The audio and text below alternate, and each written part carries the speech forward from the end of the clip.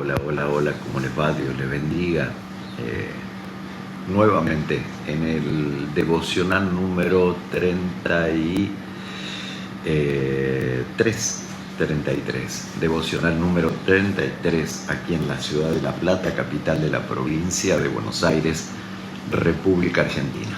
Nos preparamos para una palabra con un poco de nostalgia,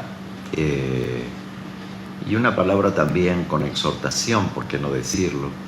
Una palabra que nos haga reflexionar con respecto a algunas cosas. Qué bueno es poder saber que están del otro lado compartiendo, pero no solamente compartan ustedes este devocional, sino que puedan difundirlo, que puedan hacer que alguien lo pueda escuchar, porque seguramente, dice, la palabra de Dios no vuelve vacía, sino que da su fruto a su tiempo. Hoy quisiera compartir una palabra y quisiera también rememorar y también poder honrar, y ustedes se van a dar cuenta a qué me refiero.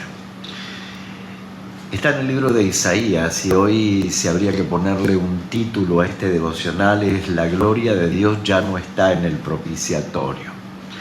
Algunos dirán: pastor, no entiendo ni jota lo que me está diciendo. Bueno, espera un segundito que ya lo va a comprender. La gloria de Dios ya no está en el propiciatorio. Y comienza allí en el libro de Isaías, capítulo 6, y es un pasaje que se ha predicado demasiado, pero no se ha dado el sentido real de lo que sucedió en ese momento, y por qué sucedió, y por qué hubo tanto miedo, tanto temor en ese momento. Dice: en el año en que murió el rey Usías, Isaías capítulo 6, dice: vi yo al Señor sentado sobre su trono alto y sublime, y su falda llenaba todo el templo. Si bajamos rápidamente al verso 5, dice: entonces dije, ay de mí que soy muerto, porque siendo hombre inmundo de labios y habitando en medio de un pueblo que tiene labios inmundos, han visto mis ojos al Rey Jehová de los ejércitos. Cuando vemos este pasaje, nos viene a la mente cuando Moisés le dijo al Señor: yo quiero ver tu gloria, quiero verte. Y el Señor le dijo: ningún hombre me verá, sino que morirá. Entonces dice que el Señor lo tomó y lo puso en la hendidura de la peña, y lo único que le hizo ver fue la sombra de sus espaldas. Aún así, el rostro de Moisés dice que reflejaba como la luz del sol en pleno día. Cuando leo este pasaje y veo la historia de este profeta, que no comenzó siendo profeta, fue llamado al ministerio profético a partir de este momento en que él vio al Señor. Él, dice la Biblia, que era hijo de Amós. Probablemente Amós era sacerdote también, porque el sacerdocio se heredaba. Los descendientes de la tribu de Leví eran los que estaban a cargo de la administración en el templo del Señor. Pero dice que era hijo de Amós. Amós perteneció a una época poderosa del pueblo de Israel, y parte de Isaías también, porque ellos tenían el templo de Salomón, venían de la historia de David, de Salomón, un pueblo totalmente próspero, pero dice que él era hijo de Amós. Y la palabra Amós significa valiente y que lleva la carga. Valiente y que lleva la carga. Isaías era hijo de Amós, valiente y que lleva la carga. Y esto me llevó, honestamente me llevó a recordar los comienzos, mis comienzos. Me lleva a recordar mis comienzos. Y como hoy decir Rubén Gómez, hijo de Roberto Gómez, ¿sí? Y me lleva a recordar los comienzos de la iglesia, los comienzos que yo tengo memoria de la iglesia, el principio del avivamiento en la iglesia. Y recuerdo cuando mi padre fue diácono, cuando fue luego evangelista, y como evangelista muchas veces iba haciendo dedo a Arroyo Dulce, Salto Argentino, iba también a Merincue, donde estaba la laguna de Gómez, y allí predicaba y volvía haciendo dedo. A veces los lugares donde se iban a predicar eran ¿cómo decir?, muladares, podría decirse, o podría decirse lugares, porque eran muy lugares de campo donde se guardaba la alfalfa, se guardaba el trigo, se guardaban todas las cosas, y muchas veces mi padre dormía en esos lugares, en Arroyo Dulce principalmente se ponían unas bancas muy humildes, y allí estaba quien no recuerdo ahora su nombre, pero era demasiado grande, un hombre demasiado grande, el dueño, el administrador de aquella estancia. Y podía ver el movimiento de la iglesia, cómo los evangelistas salían a predicar, los jóvenes hacían vigilia, había profecía, había discernimiento, había donde usted dice, pastor, la Biblia dice no debemos recordar los tiempos pasados, pero también la Biblia dice, paraos en los caminos y mirad por la senda antigua y transitad por él y hallaréis descanso para vuestras almas. Se ha manipulado mucho el tema de la senda antigua, porque hemos cambiado la palabra senda antigua por rudimentos viejos de la ley o por estructuras viejas, pero yo estoy hablando del comienzo de la iglesia. Nosotros estábamos en Pergamino, plena dictadura militar. La iglesia tenía que alabar a Dios a puertas cerradas, se caminaban kilómetros y kilómetros para ir a la iglesia, pero era tanta la devoción, la gente llegaba, caía rendida a los pies del altar y había unción, había gracia, había poder. Y así comenzó, recuerdo a nuestro pastor Pazuelo, recuerdo el pastor, el evangelista Tolosa, él en las vigilias, él constantemente tocaba su instrumento, seguirte solo a ti, Señor, y no mirar atrás, seguir tu caminar, Señor. Y los padres llevaban a las vigilias duraban de las 10 de la noche hasta que salía el sol al día siguiente, en la Asociación Rural de Pergamino y luego en la Asociación Rural de Rosario. Y los niños estábamos ahí tirados en colchonetas, los cuales ninguno dormíamos, sino que veíamos el mover de esa presencia de Dios que había. La iglesia salía a las calles, había un temor de Dios en las Santas Cenas, nunca me voy a olvidar, hasta nosotros pasábamos, que éramos demasiado pequeños, pasábamos a pedir perdón por si el Señor venía esa noche, ¿no? Constantemente vivíamos pensando que probablemente el Señor venía, y cuando había una palabra de juicio sobre la iglesia, todos temblaban porque algo ocurría, seguramente algo ocurría. Y cuando leo acá que Isaías era hijo de Amós, y Amós significa valiente, el que lleva la carga, recuerdo también el pasaje donde, no recuerdo en este momento situado el pasaje, pero dice, otros sembraron y nosotros cosechamos.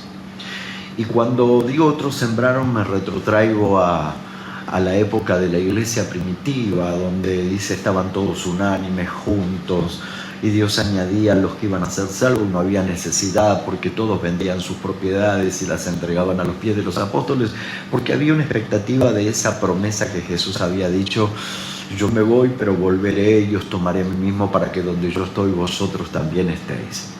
Pero fue pasando el tiempo, y esa iglesia se estableció en un lugar, se institucionalizó, y de repente tuvo que aparecer un Saulo de Tarso pateando el avivamiento, y dice que los que eran esparcidos iban predicando la palabra del Señor.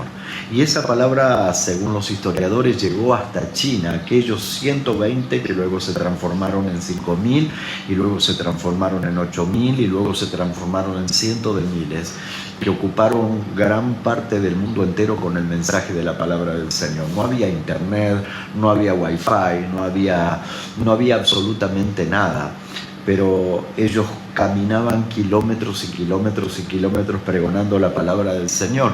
Pero lo que poco se hablan era acerca de las bases de la iglesia, que están institucionalizadas allí en los circos romanos, en la persecución de los cristianos, que morían empalados y prendidos fuegos por los reyes de aquella época, pero ellos dicen que no cesaban de predicar el evangelio. De hecho, Josefo suele contar esta historia, que cuando los cristianos eran metidos a los circos romanos y ellos se tomaban de las manos y se soltaban los leones, ellos cantaban una alabanza al Señor, y muchos de los que estaban en los circos romanos eran impactados por la presencia del Espíritu Santo y se bajaban de las gradas donde ellos estaban a salvo y se tomaban de la mano con los cristianos y morían en los circos romanos junto con ellos.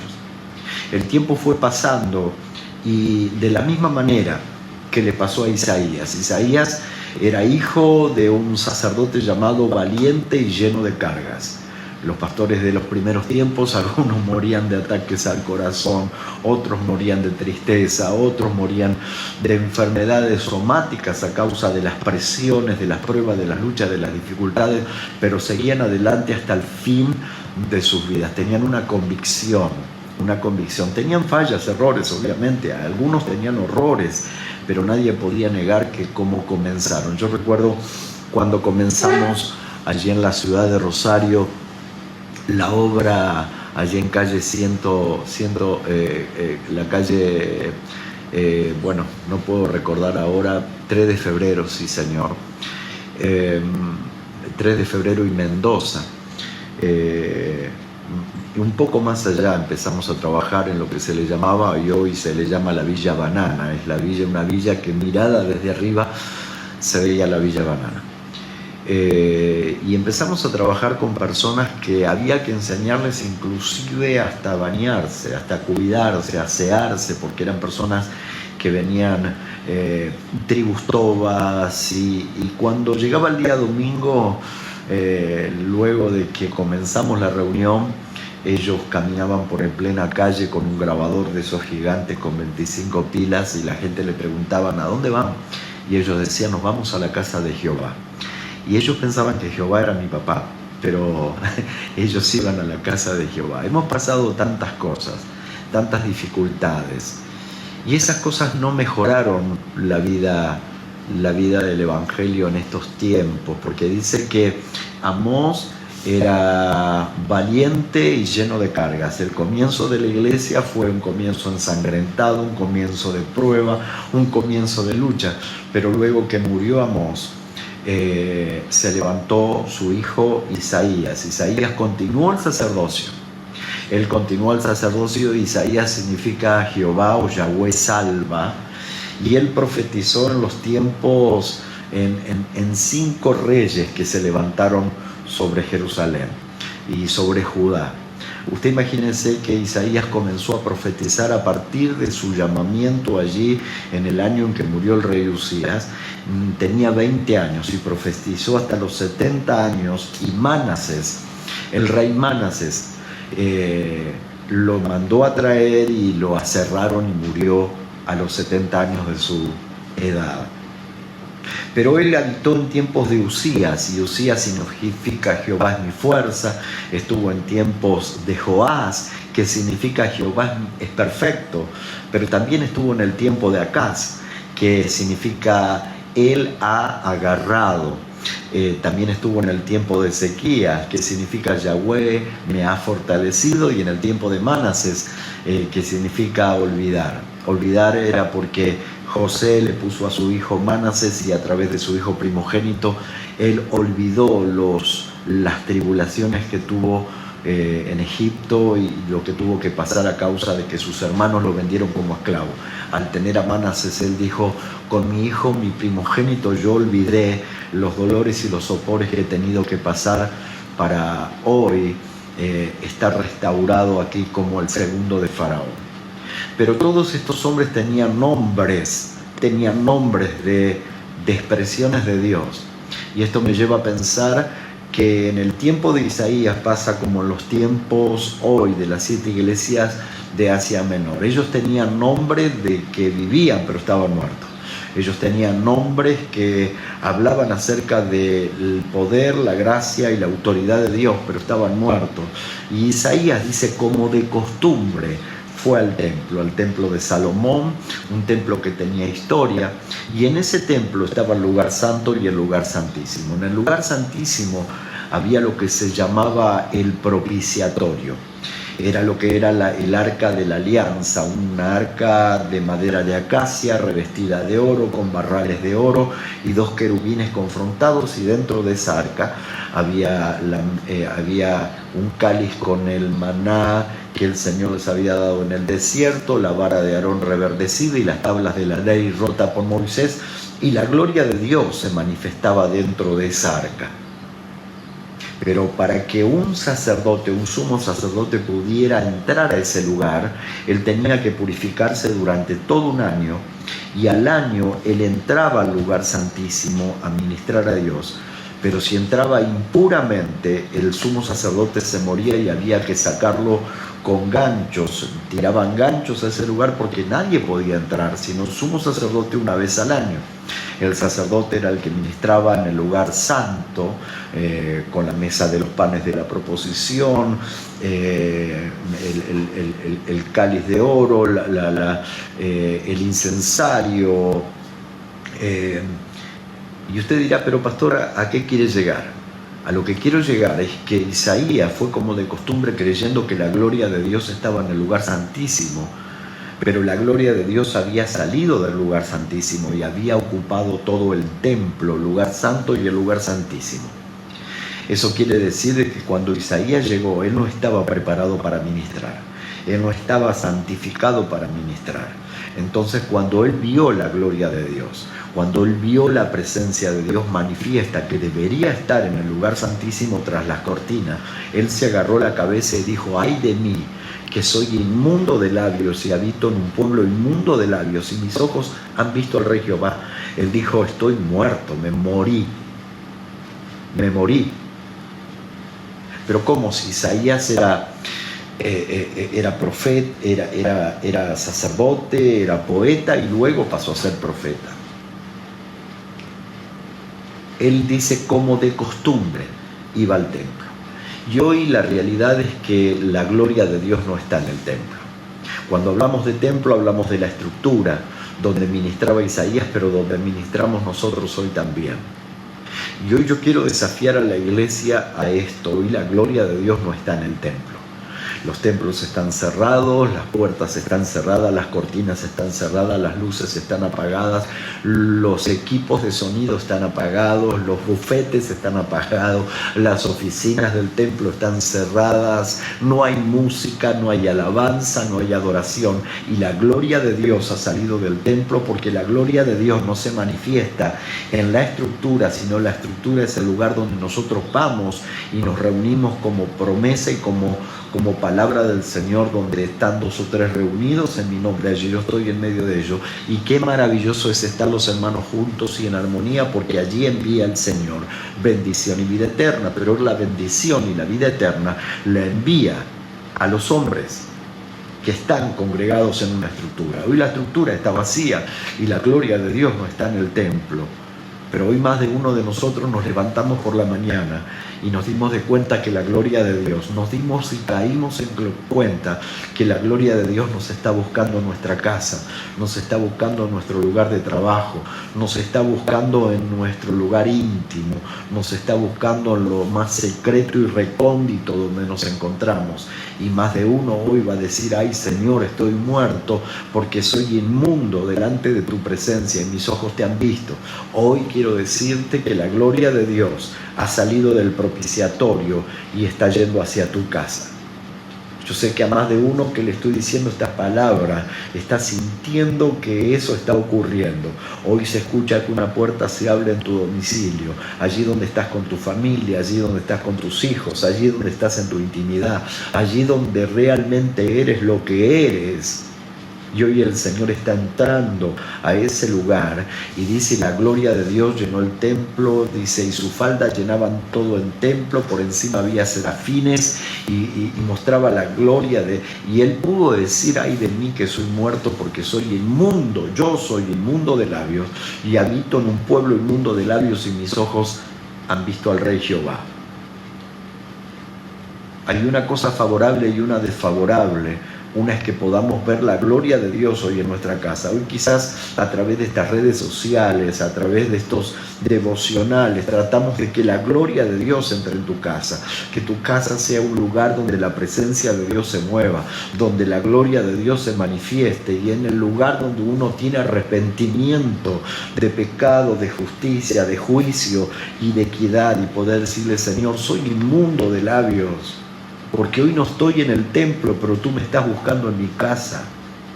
Hoy tú te estás manifestando en mi hogar, en mi habitación, en mi intimidad, en mi relación con mis hijos, en mi familia, en mi trabajo, donde voy a hacer mandados, donde voy a hacer trámite. Tu gloria me está siguiendo, y ay de mí que soy inmundo de labios y mis ojos. Aún así, en su misericordia. Y esto estaba hablando acerca de la gracia que había de venir. Porque dice la Biblia que cuando Jesucristo murió en la cruz, el velo del templo se rasgó, y a partir de ese momento todos tenemos acceso a su presencia. Hoy, señores, es tan fácil entrar a la presencia del Señor que entramos de cualquier manera. Creemos que Dios se manifiesta en un lugar y luego en el otro puedo hacer y deshacer y actuar y tomar decisiones sin pedir la dirección de Dios.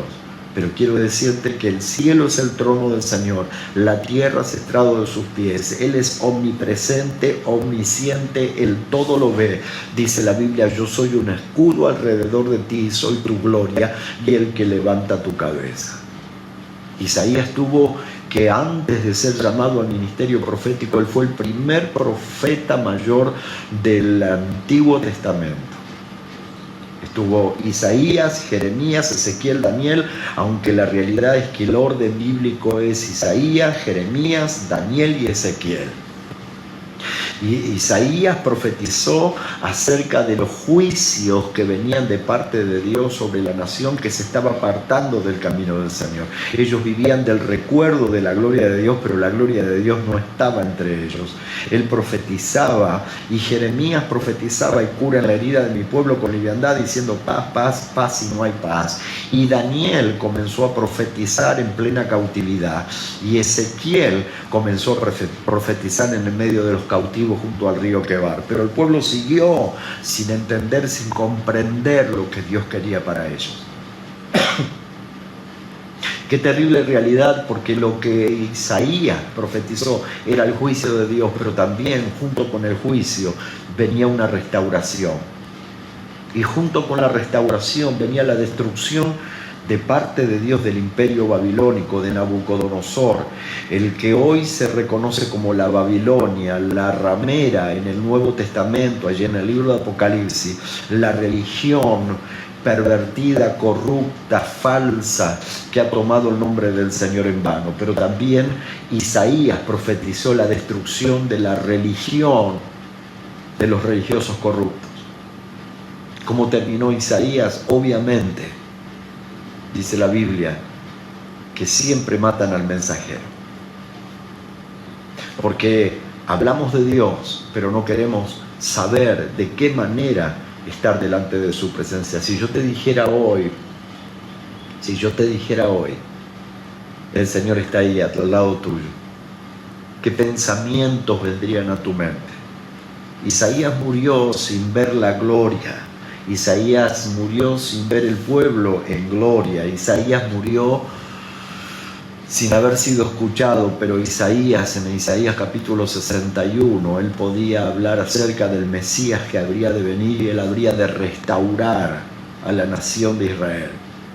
Isaías profetizó cosas tremendas y grandes que habrían de venir, pero gracias al mensaje de Isaías, cuando el pueblo de Israel, luego de los 70 años de cautiverio, que no era necesario tener que pasarlo, porque el Señor dice constantemente: si se humillare mi pueblo sobre el cual mi nombre es invocado, yo voy a descender y voy a sanar su tierra. Y el pueblo le decía a Jeremías: ¿en qué nos volveremos?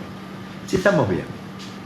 Y ese es el gran problema, que hoy miramos al cielo y decimos: Señor, ¿por qué lo que pasa? ¿Por qué? Y hoy el Señor dice: si se humillare mi pueblo sobre el cual mi nombre es invocado, yo voy a sanar su tierra, porque yo estoy recorriendo la tierra. El cielo es mi trono y la tierra es estrado de mis pies.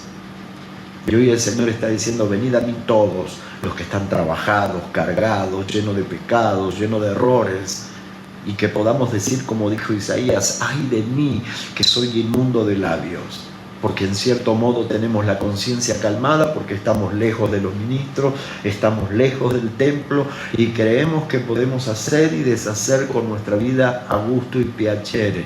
Sin embargo, la palabra del Señor nos dice que nosotros somos cristianos en todo momento, somos pequeños Cristos, somos la luz en el medio de las tinieblas, somos la sal que sazona la tierra, somos el agua que produce sed. Pasaron los años. Pasaron muchos años y el pueblo de Israel regresó de la cautividad luego de las consecuencias. Fueron avisados por Isaías, fueron avisados por Jeremías y empezamos a experimentar la esclavitud a través de Ezequiel y de Daniel o de Daniel y Ezequiel. Pero ellos regresaron a su tierra y vieron el templo, ese templo donde Isaías vio al Señor sentado en su trono alto y sublime y sus faldas llenaban todo el templo. El templo ahora, en el regreso de la cautividad, estaba destruido, no quedaba nada. Y ellos tuvieron que mover los cimientos del viejo templo. Como el Señor le dijo a los discípulos, yo este templo lo voy a destruir y en 3 días lo voy a volver a reconstruir. Y las puertas del Hades no prevalecerán contra él. El Señor está buscando verdaderos templos y verdaderos adoradores que le adoren en espíritu y en verdad. Pero cuando el pueblo de Israel regresó, ellos empezaron a remover las ruinas. ¿Y saben lo que encontraron? Luego de muchos años, luego de un hombre que pudo reconocer que era inmundo de labios, que lo que decía no lo vivía, que lo que decía no lo experimentaba, que lo que decía no lo había impactado. Cuando descendió el serafín y puso su tenaza en sus labios, se escuchó una voz que hoy te está llamando a vos y te dice, ¿a quién enviaré y quién irá por nosotros? Y Isaías, sin más que más, dijo, heme aquí, envíame a mí. Ahora, el pueblo de Israel regresó de la cautividad y empezaron a remover las ruinas del templo. Ya no quedaban recuerdos de ese templo de Salomón. Ya no quedaban ni recuerdos ni de Isaías ni del Señor sentado en su trono alto y sublime. El pueblo que era inmundo de labios estaba disperso por todo el mundo. Sin embargo, cuando ellos removieron las ruinas, encontraron nuevamente el libro de Isaías. Y dice que Zorobabel, hijo de Salatiel, Josué, hijo de Josadad, y el escriba Esdras hicieron un púlpito en el medio de una plaza, y a los exiliados de Babilonia se les leyó el libro del profeta Isaías. Y ellos entendieron el por qué habían pasado tanto dolor, entendieron el por qué habían pasado tanta desgracia, porque se habían vuelto en contra de su Dios. Y ellos empezaron a llorar, y empezaron a llorar, pero dice que los levitas, el sumo sacerdote y Esdras recorrieron al pueblo y les dijeron, ya no lloren, porque ya pagaron las consecuencias. Ya no lloren, ya no giman, alégrense, tomen vino que es alegría y coman grosura, porque el gozo del Señor es nuestra fortaleza. Quiero decirles, señores, que viene un tiempo en que el Señor nos va a decir, ya no lloren, porque el gozo del Señor es nuestra fortaleza. Pero hoy está buscando gente que diga, ay Señor, soy inmundo de labios y habito en un pueblo inmundo de labios, y mis ojos han visto al Rey Jehová. Porque hoy el Señor no está en el lugar santísimo. Hoy el Señor está en los quiciales de tu casa. Hoy la puerta se está abriendo y el Señor está entrando. Qué bueno es no justificar nuestra condición, sino decirle, Señor, soy inmundo de labios. Reconozco mis errores, mis fallas. Hoy digo la profecía que se dio en el Antiguo Testamento. Los sacerdotes póstrense delante del altar y giman y pidan perdón. Los levitas póstrense delante del altar, giman y pidan perdón a Dios. Pueblo de la tierra, póstrense delante del altar, giman y pida a Dios. Quizás Él tenga misericordia. ¿Y sabe qué? Estamos en el tiempo de la gracia y sus misericordias alcanzan para siempre. Yo hoy quiero dejarte esta palabra, que el Señor está entrando a tu casa. Hoy el templo está cerrado, el lugar santísimo donde se solía manifestar está clausurado, pero el Señor está yendo a tu casa, porque vos sos el templo del Espíritu Santo. Te dejo esta palabra. Qué bueno sería levantar las manos hoy y decirle: Señor, esta es mi realidad, pero heme aquí, envíame a mí. La iglesia ha tenido unas bases gloriosas, mártires, gente que ha pasado necesidad pero no ha negado a Dios, hombres poderosos a los que hoy se los critica, la vieja escuela, gente que no entendía mucho, no había tanto seminario, pero había un fuego dentro de ellos, que se caminaron el mundo llevando el mensaje de la palabra del Señor. Ellos sembraron y hoy nosotros cosechamos, pero hoy el Señor nos está llamando y nos dice: la mies es mucha, mas los obreros son pocos. Rogad al Señor de la mies que envíe obreros a su mies, porque